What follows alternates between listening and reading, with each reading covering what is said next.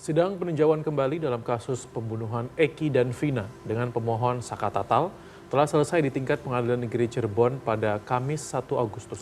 Selanjutnya, putusan PK akan dibuat oleh Hakim Mahkamah Agung.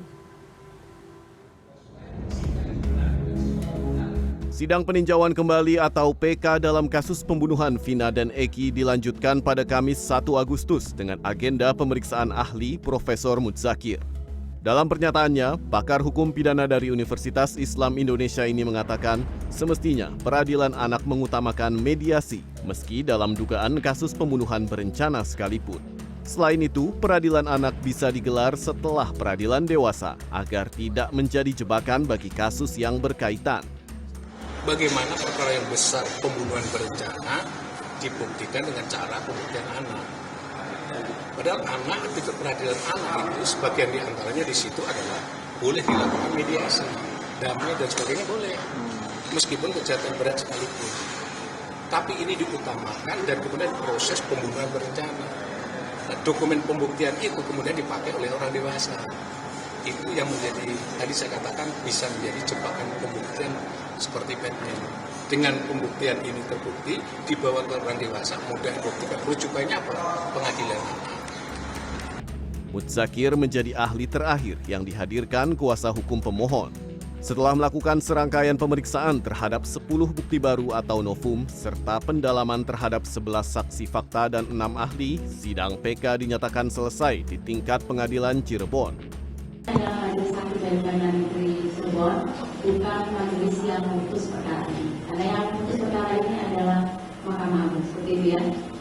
Yang saya nyatakan selesai dan ditutup.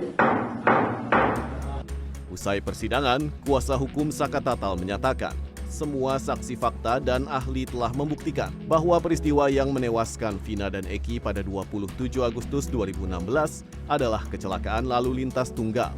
Namun, dalam penyidikannya telah dilakukan berbagai upaya rekayasa, sehingga kasus ini ditangani sebagai kasus pemerkosaan dan pembunuhan. Kuasa hukum juga telah memanggil 5 penyidik Polres Kabupaten Cirebon yang membuat laporan awal tentang kecelakaan lalu lintas, tetapi mereka tidak dapat hadir. Dan kita sudah memanggil kelima penyidik di Polres Sumber, dan mereka tidak hadir. Kami serahkan bukti pemanggilan kepada majelis hakim, agar suatu saat mereka bertanya kenapa tidak jelas, dan misalnya kita menang karena mereka tidak hadir untuk menyerahkan bukti. Mereka hanya berlindung daripada satu keputusan hakim yang kita anggap ada kekeliruan yang nyata. Sampai sekarang belum ada.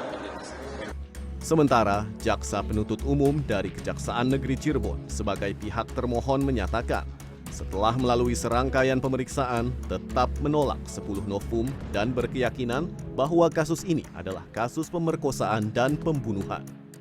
Harapannya tentu saja kebenaran akan terungkap ya.